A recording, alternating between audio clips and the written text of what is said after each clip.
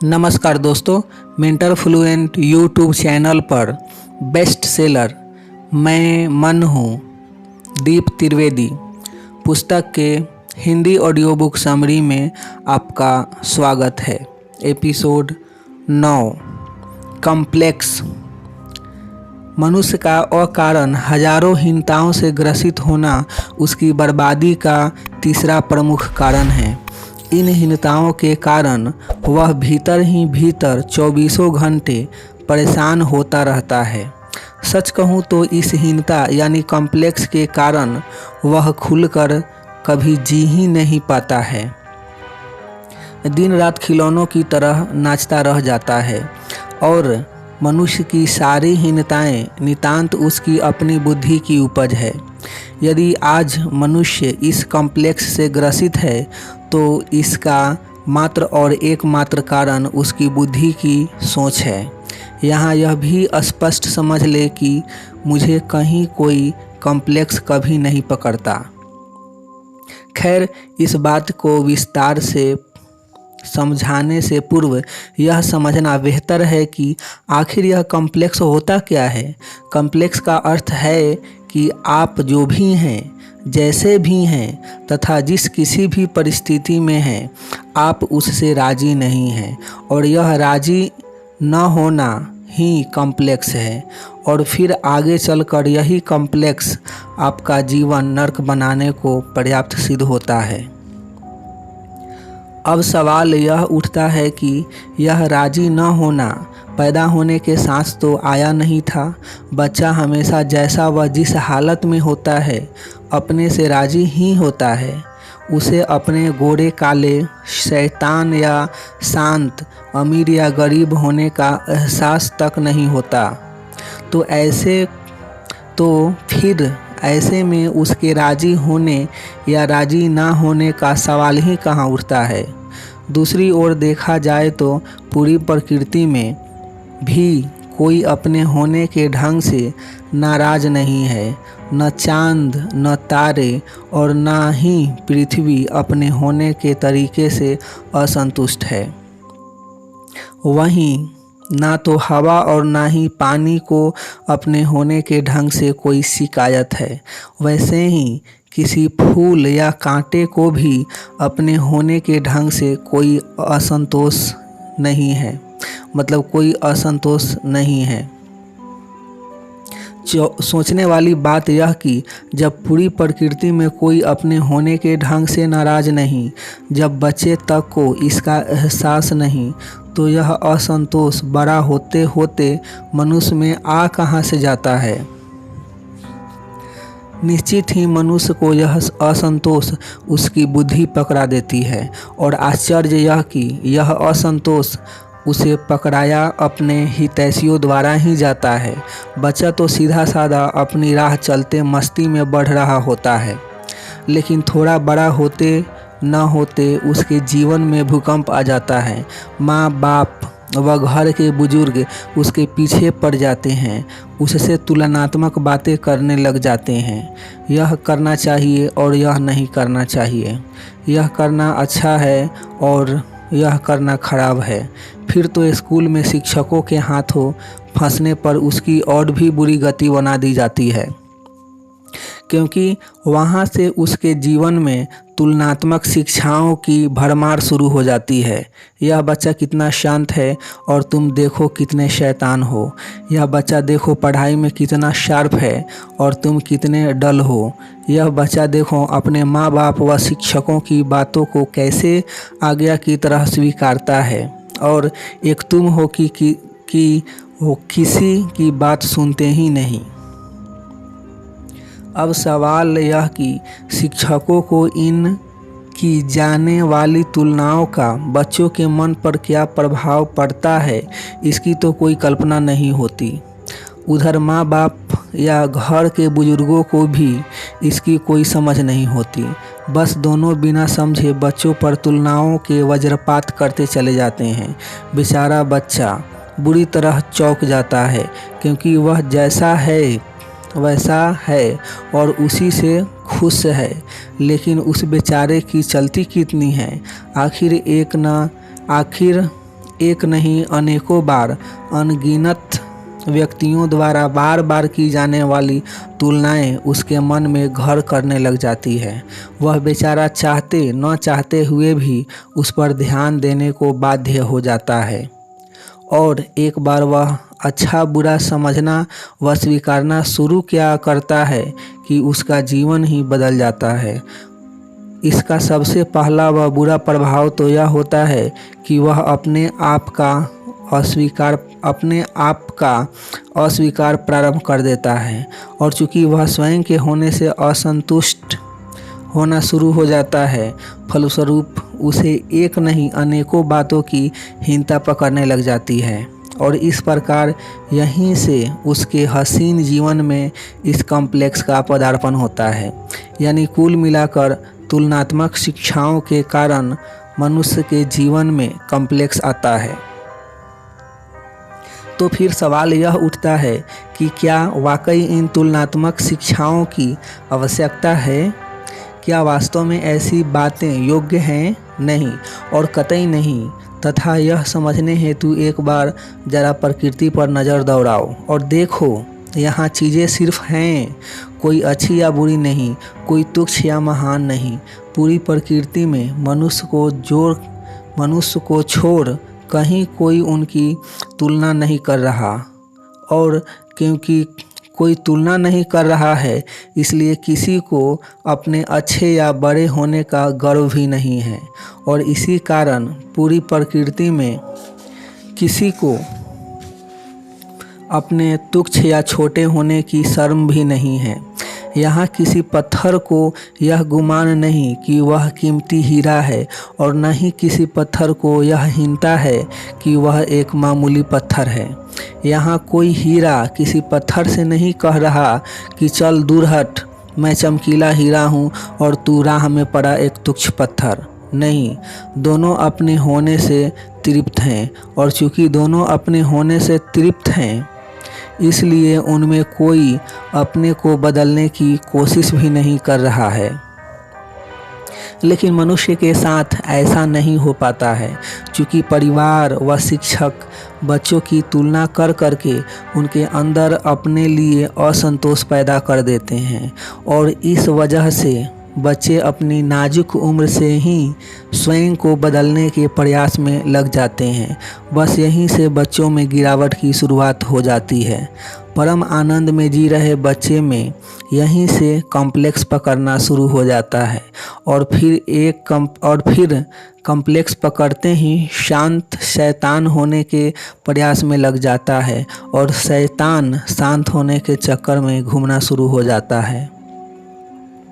अब सवाल यह कि क्या मनुष्य को अपना जीवन संवारने हेतु स्वयं के मूल स्वरूप को बदलने की आवश्यकता है? और उससे भी बड़ा सवाल यह कि क्या वह सचमुच स्वयं के मूल स्वरूप को बदल सकता है? और अगर बदल भी सकता हो तो भी महत्वपूर्ण यह कि वह अपने मूल स्वरूप को बदलने की प्रेरणा कहाँ से ले रहा है? इतने सवालों की भीड़ में यदि पहले सवाल का उत्तर खोजें तो मनुष्य को अपने मूल स्वरूप को बदलने की कोई आवश्यकता नहीं, क्योंकि वह जैसा है उसी ढंग से उसके सब के सब अपनी अपनी जगह अद्वितीय हैं। क्योंकि वह जैसा है उसी ढंग से उसके जीवन का विकास हो सकता है। जैसे प्रकृति में हजारों तरीके के रंग बिरंगे फूल हैं और सब के सब अपनी अपनी जगह अद्वितीय हैं, वैसे ही यहाँ लाखों तरह के मनुष्य हैं तथा वे सभी अपने अपने क्षेत्र में महत्वपूर्ण हैं। और यह बात आप समझे न समझे पर प्रकृति की हर छोटी से छोटी चीज़ को अपने होने के महत्व का एहसास है। भले ही आप मनुष्यों ने गुलाब और कमल को कुछ ज़्यादा ही तवज्जो दी हो, लेकिन देखो इससे बाकी फूलों को कोई कॉम्प्लेक्स नहीं पकड़ रहा। फूल तक मनुष्य की तुलनात्मक चालबाजियों से वाकिफ़ हैं। वे जानते हैं कि इन मूर्खताओं का कोई महत्व नहीं और इस कारण कोई फूल कभी कमल या गुलाब बनने की कोशिश करता दिखाई नहीं देता। फूल चाहे जिस नस्ल का हो, उसका एक ही ध्येय होता है कि वह पूरी तरह से खिलकर तृप्त हो जाए। वैसे ही मनुष्य भी चाहे जिस प्रतिभा का धनी हो या चाहे जैसा हो, उसके जीवन का भी एक ही मकसद होना चाहिए कि वह अपने प्रतिभा में तृप्त होकर जीवन मस्ती से पूरी तरह खिलकर गुजार दे। लेकिन ऐसा हो नहीं पाता है। लाखों में कोई एक ऐसा कर पाता है, वरना उसके ही परिवार वाले, शिक्षक व समाज के ठेकेदार मिलकर उसे तरह तरह की हीन भावनाओं से इतना तो ग्रसित कर देते हैं कि फिर हीन भावनाओं से ग्रसित यह मनुष्य अपने को बदलने की फिराक में लग जाता है। और मज़ा यह कि जिनकी बातें सुनकर वह स्वयं को बदलने की फिराक में लग जाता है, वे स्वयं हजारों कॉम्प्लेक्स से भरे होते हैं। माँ बाप तो यही समझते हैं कि वे जैसे हैं बच्चों को भी ऐसा ही होना चाहिए। अब एक घर में यदि 2 बच्चे हैं तथा एक शैतान और एक शांत है, तो समझ लो कि दोनों में से एक की शामत आना तय है। यदि माँ बाप बचपन से शैतान रहे हों तो शांत बच्चे का तुलना कर कर के जीना मुश्किल कर देते हैं। यदि ये शांत प्रकृति के माँ बाप हों तो शैतान को शिक्षा दे देकर बुरी तरह पका देते हैं। समझ नहीं आता कि वे इतना क्यों नहीं समझते कि एक शांत है और एक शैतान, पर दोनों अपनी अपनी जगह महत्वपूर्ण हैं। लेकिन नहीं, बुद्धिमान है तो तुलना तो करनी ही पड़ेगी। खुद का जीवन चाहे जैसा हो, पर बच्चों को तो अपने जैसा बनाना ही पड़ेगा। वैसे ही शिक्षकों के भी अपने कॉम्प्लेक्स होते हैं। शिक्षक बनने का फैशन यानी जुनून तो हजारों में से किसी एक का होता है। अधिकांश लोगों ने तो शिक्षक बनना अंतिम उपाय के तौर पर चुना होता है। वे तो बगैर कुछ समझे पहले दिन से ही बच्चों पर तुलनात्मक शिक्षाओं का मारा चला देते हैं। सच तो यह कि बच्चे को क्या व कैसे सिखाना या कैसे उन्हें बड़ा करना, यह न तो माँ बाप को आता है और न शिक्षकों को ही। यहाँ मूल सवाल यह कि ये सारी तुलनाएं करना ही क्यों? सिर्फ इसलिए न कि बच्चा बड़ा होकर कुछ बन पाए। तो वह क्या बनेगा या किस क्षेत्र में सफल होगा, यह तय कौन करेगा? हजारों क्षेत्र हैं प्रतिभा के, लाखों तरीके हैं जीने के और करोड़ों प्रकार के मनुष्य हैं। ऐसे में अच्छे बुरे की तुलना करने से क्या यह अच्छा नहीं कि बच्चा अपनी प्रतिभा व योग्यता अनुसार अपने जीने की राह स्वयं चुनता चला जाए? क्योंकि विज्ञान, कला, पेंटिंग्स, गायन, संगीत, काव्य, लेखन, धर्म, खेल, राजनीति, समाज सेवा जैसे हजारों क्षेत्र हैं। यहाँ मैं एक बात और स्पष्ट कर दूं कि आपकी बुद्धि या आपकी मान्यता चाहे जो माने, पर मेरे तल पर धर्म में इसमें से ही एक क्षेत्र है। पर मेरे तल पर धर्म भी इसमें से ही एक क्षेत्र है। पता नहीं उसका स्वभाव या उसकी प्रतिभा किस क्षेत्र में मेल खा रही हो, किस क्षेत्र से मेल खा रही हो। अतः कोई कभी किसी के कहने, समझाने या उकसाने से अपने जीवन की राह नहीं चुन सकता। उसे तो अपनी स्वयं की प्रतिभा और अपनी स्वभाव पहचान कर ही अपने जीवन का फैसला करना चाहिए। परंतु वह ऐसा कर पाए उससे पहले ही आप हजारों तुलनाएं कर उसमें कोई न कोई उटपटांग क्षेत्र की महत्वाकांक्षा जगा ही देते हैं। लेकिन उससे तो होता क्या है? आप सोच सकते हैं कि एडिसन चित्रकार बनने जाते तो क्या होता, या फिर शेक्सपियर विज्ञान के प्रयोग में लग जाते तो क्या होता। तो फिर क्यों ये माँ बाप बच्चों को डांट कर बच्चों को डॉक्टर या इंजीनियर बनाने को उकसाते हैं? हो सकता है वह पहले या मोहम्मद अली के समान खेलकूद की प्रतिभा लेकर पैदा हुआ हो, सो मेहरबानी कर व्यर्थ तुलनाएं कर कर के उसे गलत राह मत लगाइए, वरना दूसरे क्षेत्र की प्रतिभा तो वह अपने में निखारने से रहा, साथ ही अपने क्षेत्र की प्रतिभा भी वह खो देगा। और यह भी कहने की ज़रूरत नहीं कि ऐसा व्यक्ति जीवन भर असफल ही रहेगा। इतना ही नहीं, वह जीवन भर व्यर्थ की हजारों हीनताओं से घिरा भी रहेगा। और इतना ही नहीं, वह जीवन भर व्यर्थ की हजारों हीनताओं से घिरा भी रहेगा। और यही मेरे पूछे दूसरे व तीसरे सवाल का उत्तर है।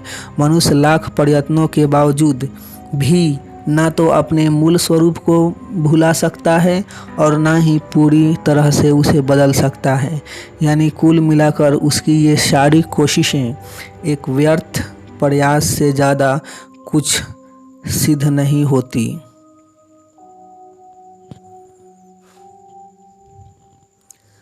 अब चौथा महत्वपूर्ण सवाल यह कि बच्चा अपने को बदलने की यह प्रेरणा कहाँ से ले रहा है। तो इसका जवाब यह कि स्वयं को बदलने की शुरुआती प्रेरणा तो हर बच्चा अपने माँ बाप और शिक्षकों द्वारा बार बार की जा रही तुलनाएं तथा दी जा रही शिक्षाओं से ले रहा है। अब सवाल यह उठता है कि ये लोग ये सारी प्रेरणाएं कहाँ से ले रहे हैं। तो इसका सीधा जवाब है समाज से, जिसका सभी लोग एक हिस्सा हैं। और यह समाज क्या है? यह वो व्यवस्था है जो अपनी सोच के हिसाब से सबको ढालने में लगी हुई है। उसका सोचना है कि इसी से मनुष्य का जीवन बनेगा। और यही कारण है कि हर समाज ने अपने नियम व सिद्धांत ओढ़ रखे हैं तथा सब उसी हिसाब से चलें व बढ़ें, यह उनकी जिद भी है। सवाल यह कि लाखों मनुष्यों की जोर से बने इस समाज की हजारों वर्षों की कोशिश के बावजूद बमुश्किल हजारों में से कोई एक या दो सफल है। और यही बात मनुष्य को अपने हिसाब से ढालने की उनकी जिद को गलत साबित करने के लिए पर्याप्त है। कुल मिलाकर कहने का तात्पर्य यह कि मनुष्य को बदलने की प्रेरणा का स्रोत जो समाज है वह स्वयं असफल व दुखी है। इतना ही नहीं, वह स्वयं हजारों तरीके की हीनताओं से भी भरा पड़ा है। और यह सर्वविदित सत्य है कि जिस पेड़ की जड़ ही खोखली हो उस पर सुंदर व खुशबूदार फूल कभी नहीं उग सकते। अर्थात तमाम तुलनात्मक शिक्षाओं के मूल में ही खामी है। चलो यह तो सिद्ध हो गया कि ये तुलनात्मक शिक्षाएं गलत हैं, पर यह कोई बच्चों की अपनी चाह तो है नहीं। वे तो वैसे हैं, जीवन को वैसे ही आगे बढ़ाने में लगे रहते हैं। उन पर ये सारी तुलनाएं शिक्षाएं तो उनके माँ बाप द्वारा थोपी जाती है। सो यह समझदारी तो बच्चों के परिवार वालों को ही विकसित करनी पड़ेगी कि अपने बच्चों की बार बार दूसरे बच्चों से तुलना न करें या उन्हें किसी अन्य बच्चों की तरह बनने की प्रेरणा न दे, बल्कि मैं तो कहता हूँ कि वे जैसे हैं वहीं से उनका हाथ थामे व उन्हें विश्वास दे तथा उन्हें उन्हीं की राह पर बढ़ने का उत्साह दें। फिर देखें कि बिना कॉम्प्लेक्स के बड़ा हो रहा यह बच्चा क्या क्या कर दिखाता है। हालांकि बच्चों को भी दूसरों से प्रेरित होकर स्वयं को बेवजह बदलने की इच्छा से बचना चाहिए, क्योंकि जैसे हैं वहीं से उनके जीवन के मार्ग खुलने हैं। यदि कहीं बदलने की कोई आवश्यकता है तो भी उसे वह अपने स्वयं के अनुभवों के आधार पर ही बदलना है, किसी के कहने या दबाव में नहीं तथा किसी से प्रेरित होकर तो कभी नहीं। सच कहूँ तो समझ में तो मुझे यह भी नहीं आता कि दो मनुष्यों की तुलनाओं हो ही कैसे सकती है। इस बात को अपने जहन में बसा ले कि हर व्यक्ति यहाँ अद्वितीय है, उस जैसा न पहले कोई हुआ है न आगे कोई होगा। तो फिर ये तुलनाएं क्यों? अरबों मनुष्यों में जब किसी के चेहरे आपस में नहीं मिलते तो फिर किसी के मन या जीवन के मिलने का तो सवाल ही नहीं उठता है। यदि मनुष्यों का आपस में कुछ मिलता है तो वह है उनकी सफलता पाते हुए आनंद से जीने की चाह, और ये तुलनात्मक शिक्षाएं उसी में सबसे बड़ी बाधक सिद्ध हो रही है। थोड़ा बढ़ते बच्चों पर गौर करें, साथ ही कुछ अपनी हरकतों पर भी गौर करें।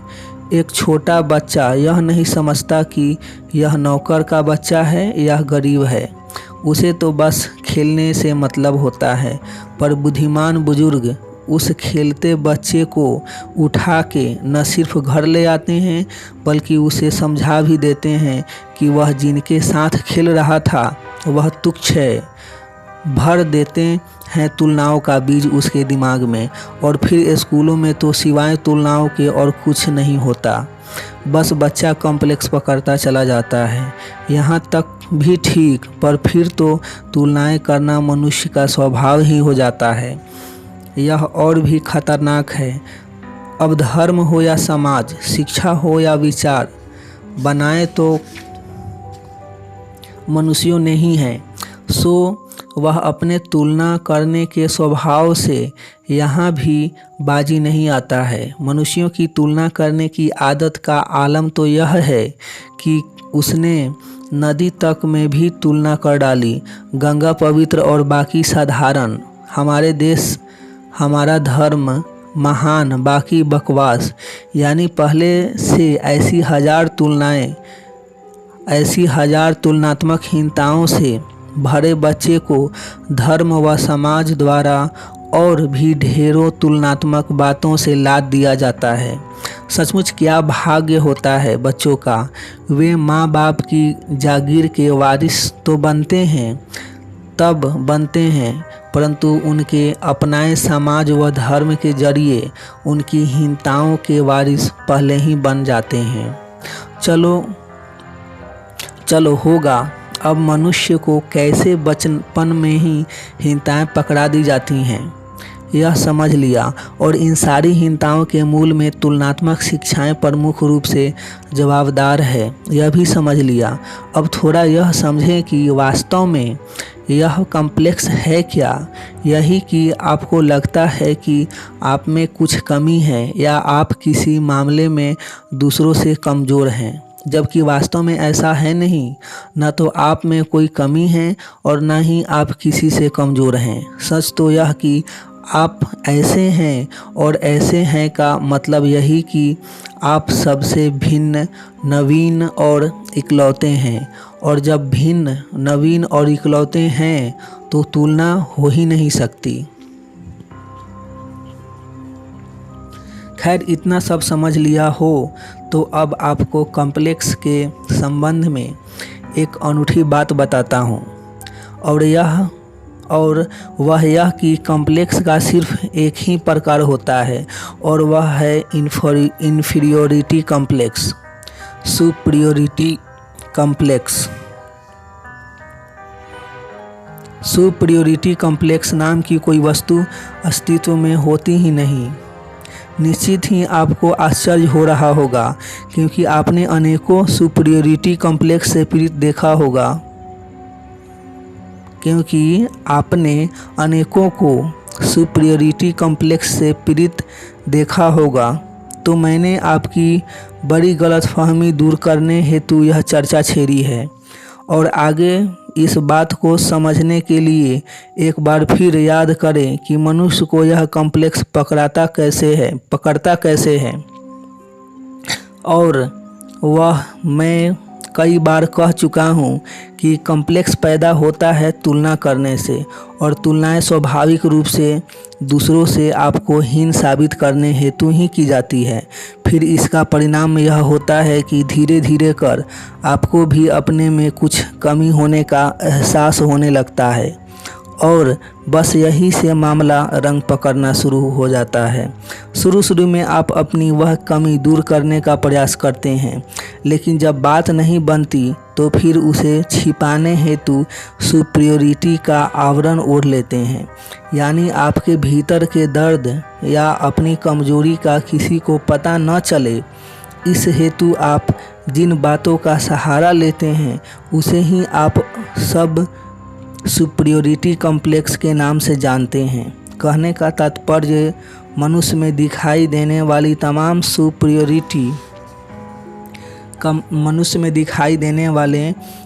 सुपीरियरिटी कॉम्प्लेक्स सिर्फ उसके भीतर छिपी इन्फीरियरिटी की खबर मात्र देते हैं, लेकिन वास्तव में सुपीरियरिटी कॉम्प्लेक्स नाम की कोई चीज़ नहीं होती।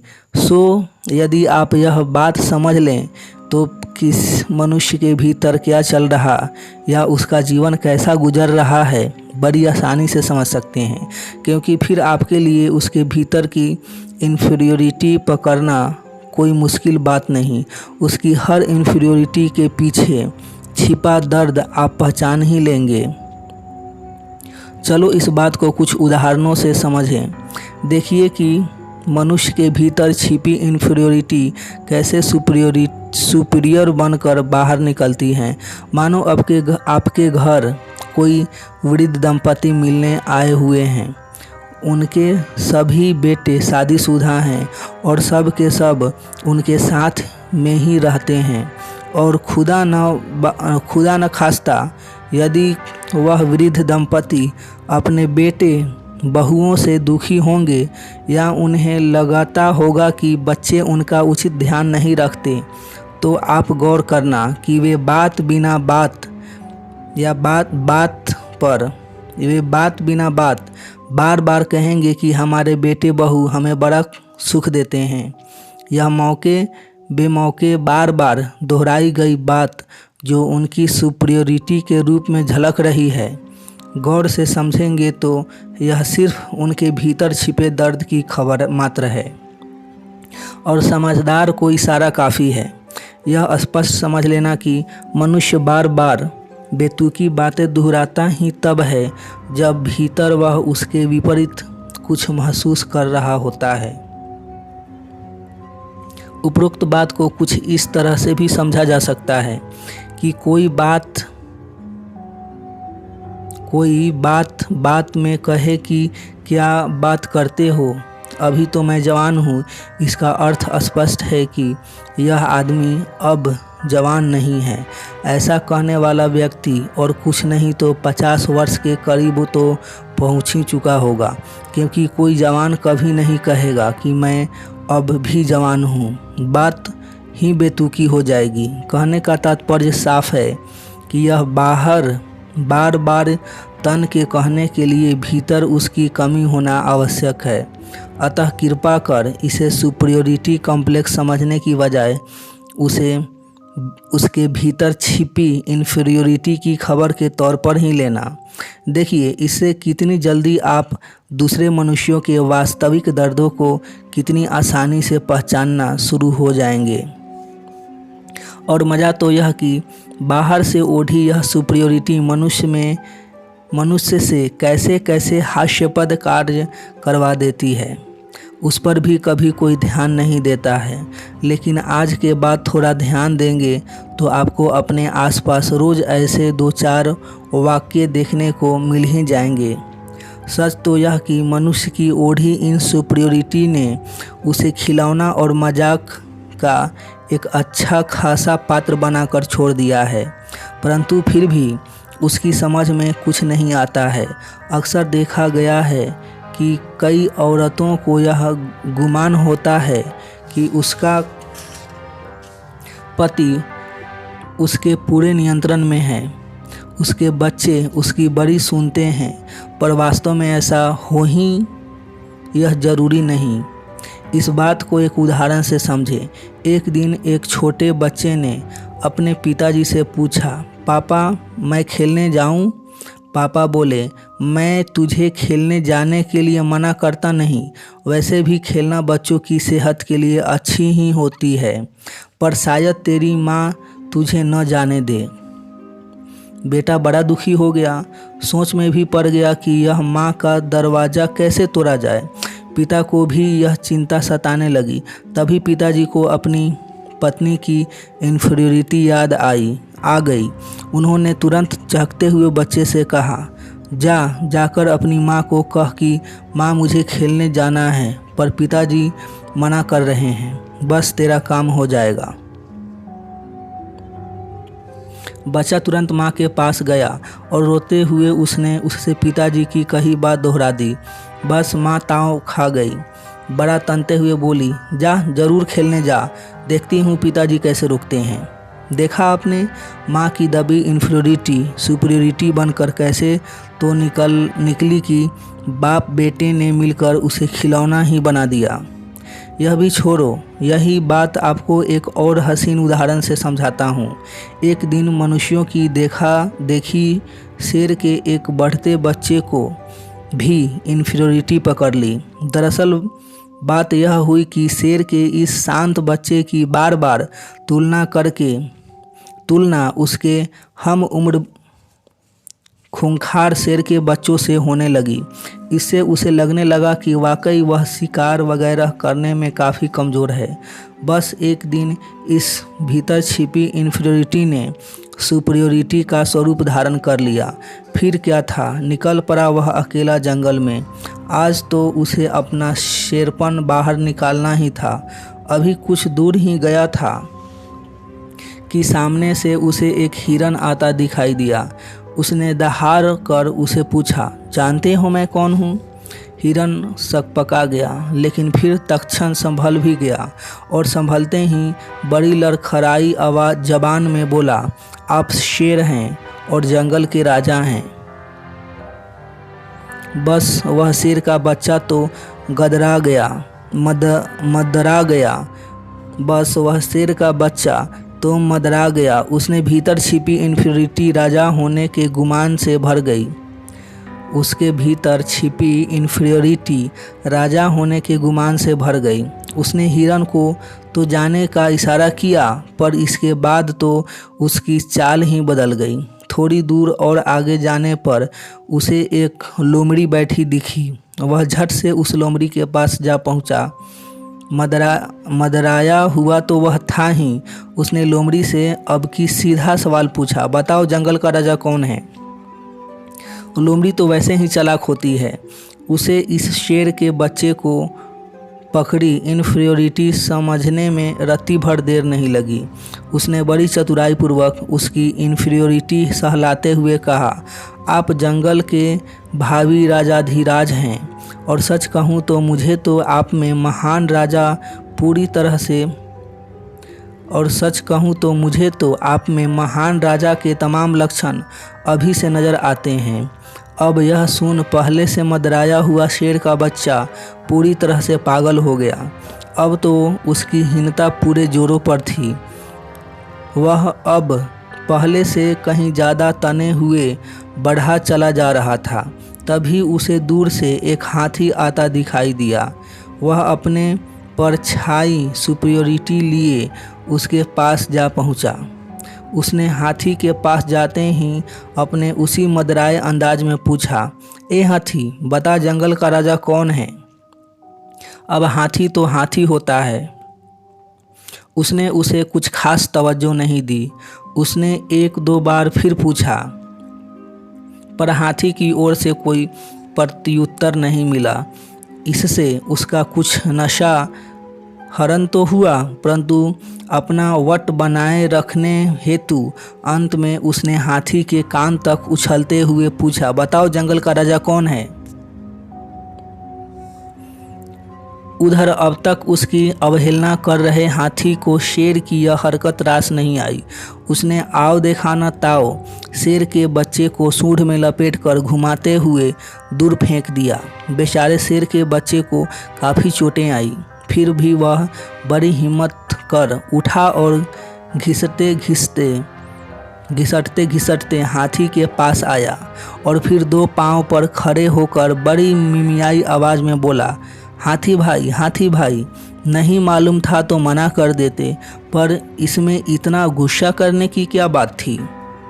बस बड़े होते होते कॉम्प्लेक्स से घिरा हर मनुष्य बाहर इसी तरह सुपीरियरिटी दिखाने की फिराक में घूमता रहता है और अंत में उसका वही हालत होता है जो शेर के उस बच्चे का हुआ।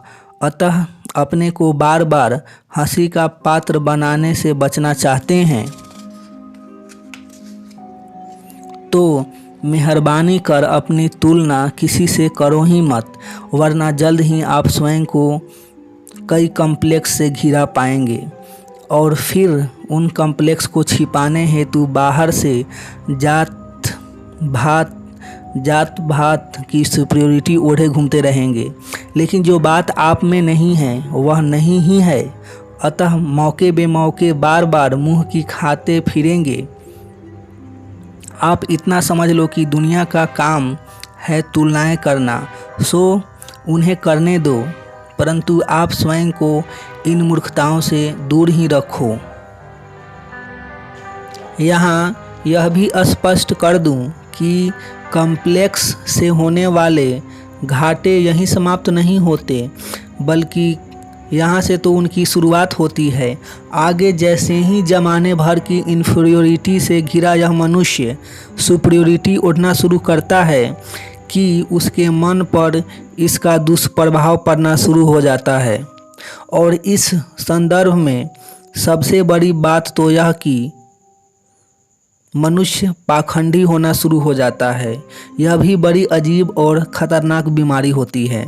जब बार बार मनुष्य के सामने किसी चीज़ का महत्व बताया जाता है या मौके बेमौके किसी वस्तु की तारीफ की जाती है तो मनुष्य उस ओर आकर्षित होता ही है। शुरू में वह स्वयं को उसके अनुरूप ढालने की कोशिश भी करता है, परंतु जब हजार प्रयास करने के बाद भी वह स्वयं को नहीं ढाल पाता है तो वह ऐसा आचरण ऊपर से ओढ़ना शुरू कर देता है। बस यहीं से उसके जीवन में पाखंड की शुरुआत होती है। इस पाखंड का उपयोग मनुष्य न सिर्फ अच्छाइयाँ ऊपर से ओढ़ने हेतु करता है, बल्कि अपनी बुराइयाँ छिपाने हेतु भी वह इसका बखूबी उपयोग करता है। यहाँ समझने योग्य बात यह कि अच्छाइयाँ व बुराइयाँ मनुष्य किसे कहता है, यही न कि उसके आसपास वाले जिसे अच्छा समझते हैं वह भी उसे अच्छा समझने लगता है। वहीं दूसरी ओर उसके आसपास के लोग जिन बातों को बुरा कहते हैं वह भी उन बातों को बुरा मानना शुरू कर देता है। लेकिन यह वास्तव में तो अच्छाई या बुराई का पैमाना होता नहीं है, परंतु बेचारा कमज़ोर मनुष्य अच्छा दिखने के चक्कर में या फिर लोगों के तानों से बचने हेतु ऊपर से आचरण के आवरण ओढ़ता चला जाता है, लेकिन जो बात भीतर नहीं वह नहीं ही है। अब ऐसे में ऊपर से आवरण ओढ़कर वह न सिर्फ स्वयं को परेशान करता है बल्कि अपने को ही मूर्ख भी बनाता है और फिर धीरे धीरे तो स्वयं को परेशान करता है बल्कि अपने को ही मूर्ख भी बनाता है और फिर धीरे धीरे तो मनुष्य स्वाभाविक क्रियाओं में भी स्वयं को परेशान करने लग जाता है। उपरोक्त बात को मैं एक उदाहरण से समझाता हूँ। एक बार एक हंसता खेलता नवयुवक अचानक कुछ उदास रहने लगा। कुछ दिन तो ठीक, पर जब यह दौर थोड़ा लंबा हो चला तो उस युवक के घरवाले को चिंता पकड़ ली, लेकिन उनके लाख पूछने पर भी वह युवक खुलकर कुछ बताने को तैयार नहीं हुआ। आखिर माँ बाप ने थक कर एक धर्मगुरु का आसरा लिया। उस युवक को लेकर वे उनके दर पर जा पहुँचे। धर्मगुरु ने युवक से एकांत में उसकी उदासी का रहस्य जानना चाहा। उस युवक ने उनसे स्पष्ट कहा कि आजकल उसे लड़कियों से मित्रता करने के बुरे बुरे ख्याल आते हैं। बस इतना सुनते ही धर्मगुरु ने अपना आपा खो दिया और उसे खूब खरी खोटी सुनाई। यही नहीं, लगे हाथों उसे कई धार्मिक विधियां भी सुझा दी, लेकिन उससे होना क्या था, उल्टा युवक और आत्मग्लानि से भर गया। उसकी उदासी और बढ़ गई। क्योंकि धार्मिक विधियों से लड़कियों के ख्याल तो तिरोहित होने से रहें। सो भीतर तो वे सब चलते ही रहे और यह बात बहुत बुरी है। यह उसे धर्मगुरु भी समझा ही चुके थे। बस यह बात उसे और बुरी तरह अखरने लगी। आखिर उसकी बिगड़ती हालत से परेशान माँ बाप उसे साइकियाट्रिस्ट के पास ले गए। साइकियाट्रिस्ट तो उसकी समस्या सुनते ही हंस दिया और फिर हंसते हंसते बोला, यह तो बड़ी स्वाभाविक इच्छा है। यदि इस उम्र में ऐसी इच्छा नहीं होती तो मैं अवश्य इसका इलाज करता। साइकियाट्रिस्ट के मुख से यह सुनते ही युवक फिर हंसता खेलता हो गया।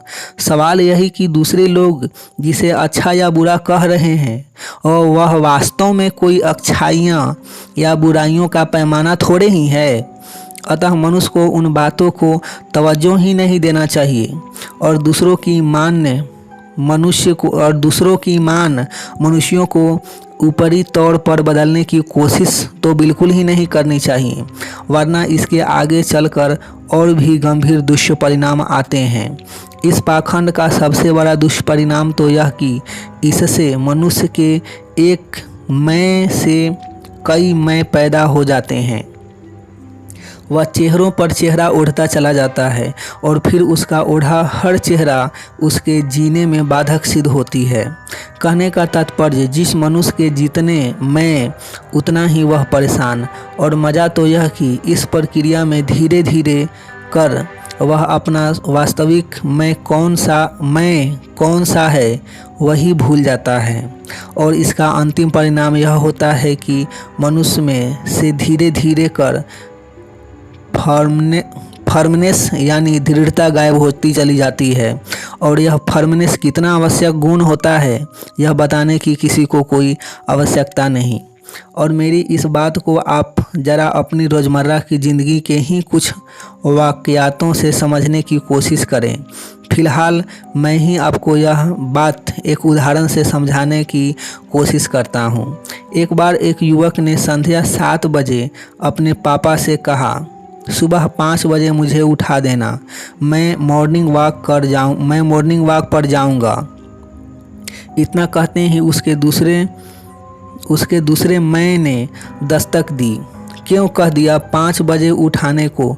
मालूम नहीं कल कॉलेज में प्रैक्टिकल है। इतना जल्दी उठोगे तो प्रैक्टिकल में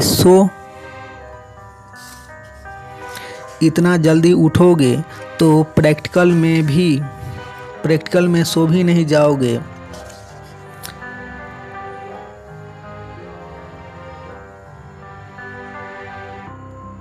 इतना जल्दी उठोगे तो प्रैक्टिकल में सो नहीं जाओगे। तभी तीसरा मैं आ गया, क्या बात करते हो, उठना ही चाहिए। सुबह टहलकर तरोताज़ा हो जाओगे तो प्रैक्टिकल और अच्छा जाएगा।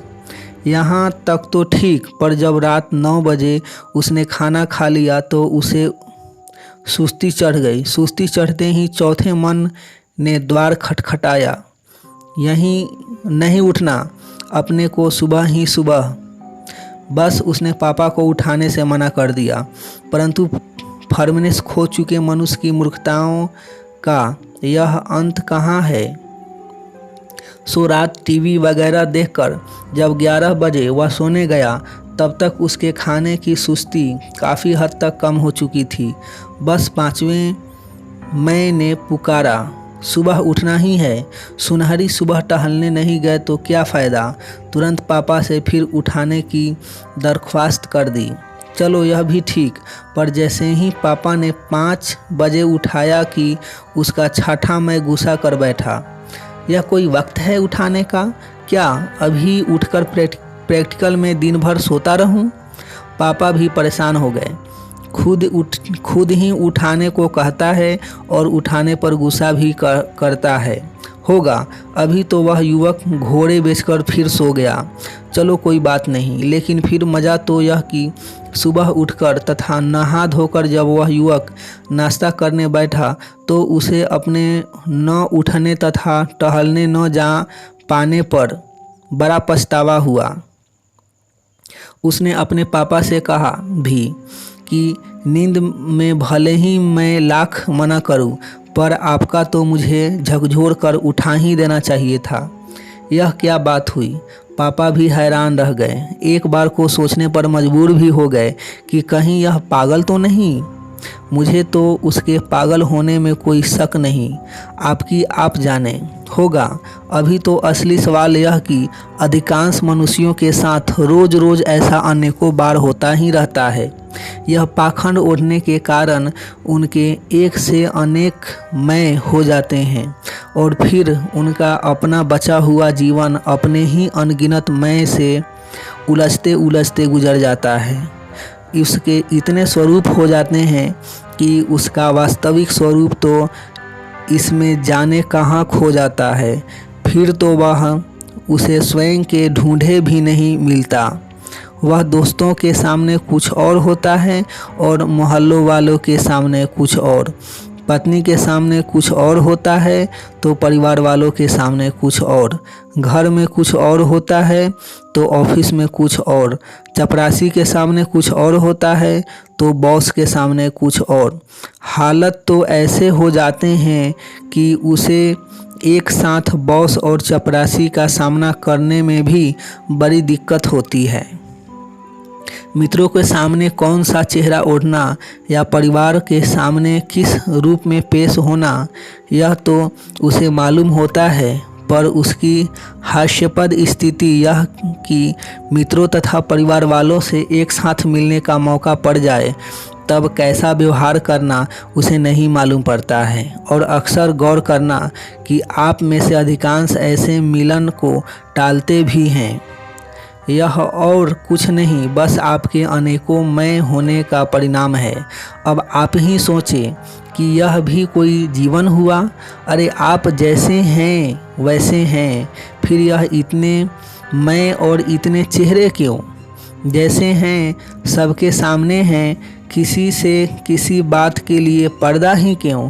व्यर्थ उस चक्कर में आप अपनी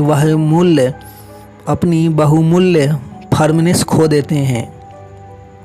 और जब किसी बात की फर्मनेस ही नहीं तो जीवन में परिणाम क्या खाक आएंगे?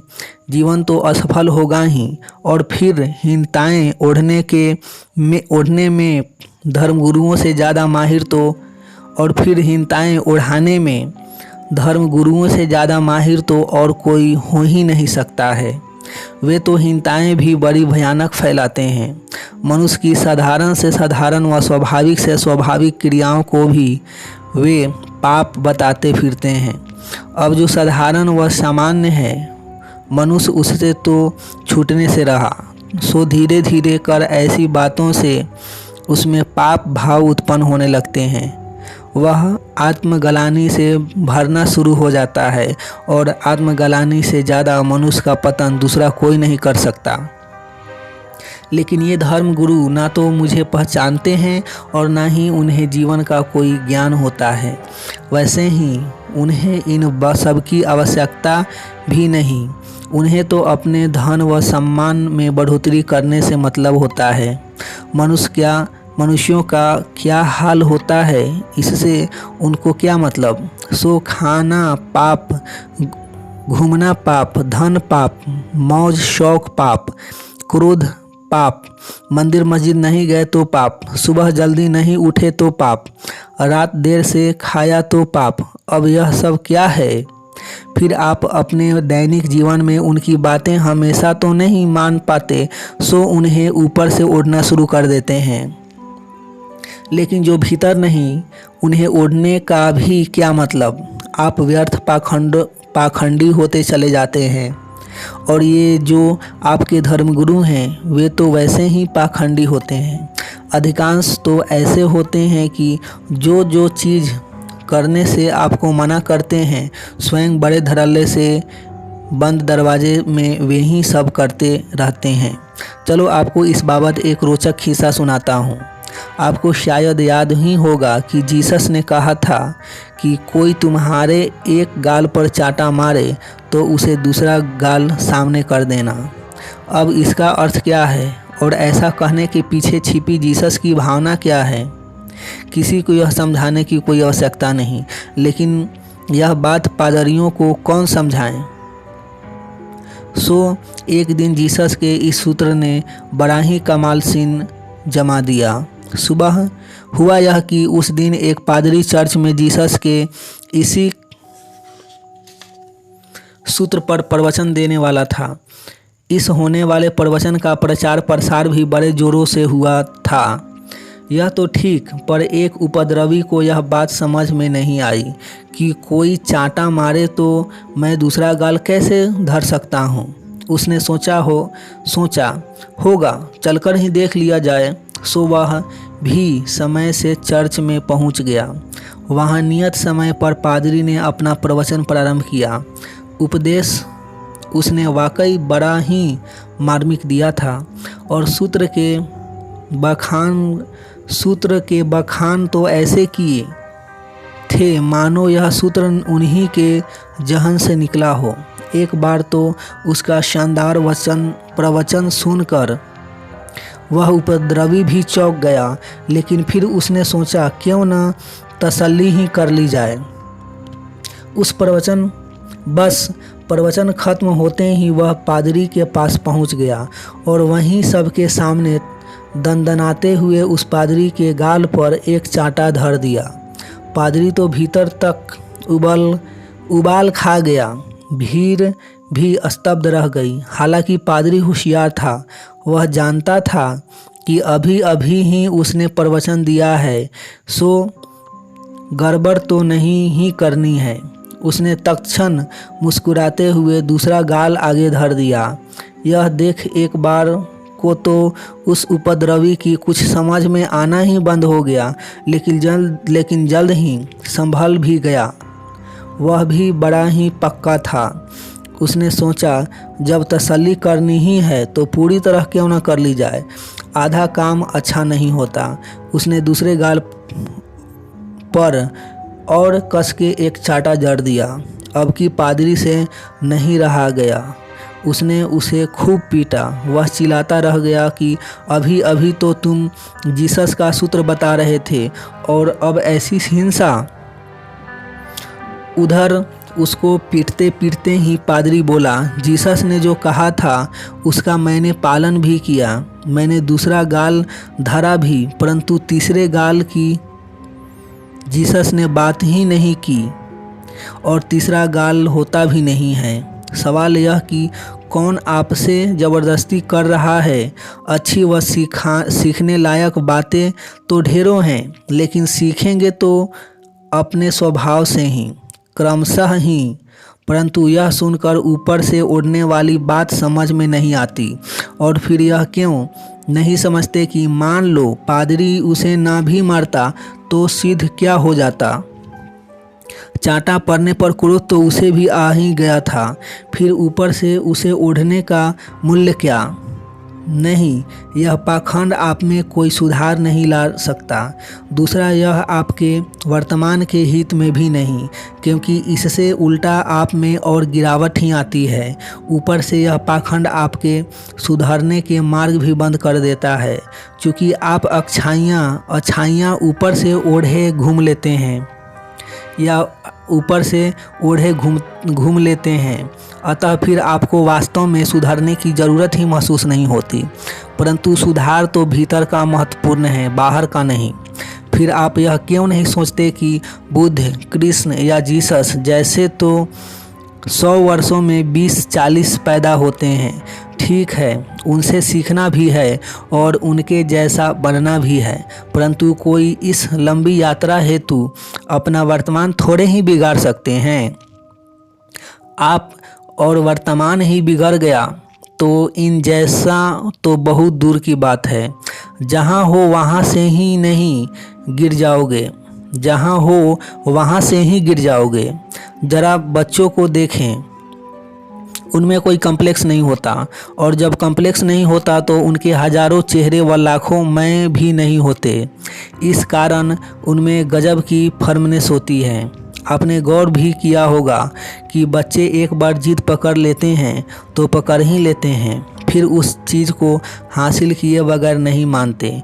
और दूसरी ओर कम्प्लेक्स के मारे आप बेचारे तो अपनी ही बात से हजार बार मुकर जाते हैं। कुल मिलाकर कहने का तात्पर्य यह कि मनुष्य के दुखों से भरे इस असफल जीवन हेतु उसकी बुद्धि द्वारा अपनाई तुलनात्मक शिक्षाएं भी काफ़ी हद तक जवाबदार हैं, क्योंकि इन तुलनात्मक शिक्षाओं से मनुष्यों का मन विकृत हो जाता है। धीरे धीरे कर उसका अपने पर से ही विश्वास उठने लग जाता है और उसके परिणाम स्वरूप उसे कॉम्प्लेक्स पकड़ने लग जाते हैं। फिर अपनी यह इन्फीरियरिटी छिपाने हेतु वह सुपीरियरिटी का आवरण ओढ़ता चला जाता है। वह पाखंडी हो जाता है और इस कारण उसके हजारों मैं व हजारों चेहरे हो जाते हैं और इस हजारों मैं के कारण उसकी फर्मनेस चली जाती है। और यह तो सीधा नियम है कि जिसमें दृढ़ता नहीं वह जीवन में कभी कुछ नहीं कर सकता।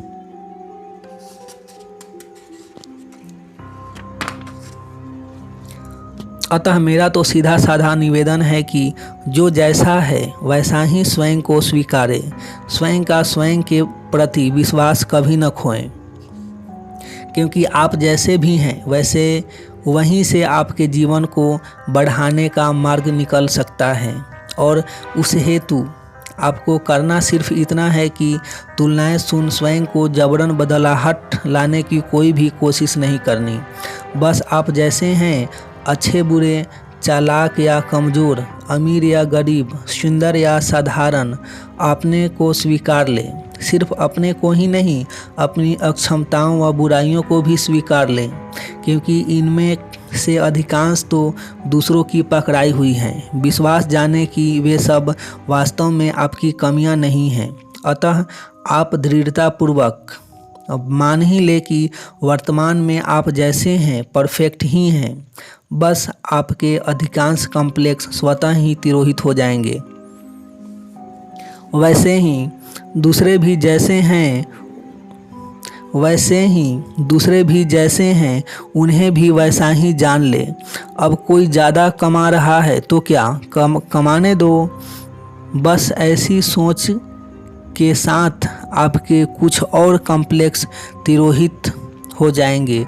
और फिर जब आप अपने अधिकांश कॉम्प्लेक्स से निजात पा लें तो चुपचाप अपने भीतर स्वयं को अच्छे से झांक के देख लें। वहाँ जहाँ भी आपको वास्तव में स्वयं में बदलाहट की ज़रूरत महसूस हो रही हो, उन सब की सूची बना लो और फिर गुमसुम रोज़ एकांत में स्वयं से आधा घंटा बात कर अपने को बदलने के प्रयास करते रहें। जब वह जितना बदलें ठीक, जहाँ स्वयं को न बदल पाएँ तो फिर आप उस बदलाहट की चाह छोड़ दें, लेकिन हीनता कतई न पकड़ें। पाप भाव रखें ही मत, क्योंकि यह सब तो चलता ही रहेगा,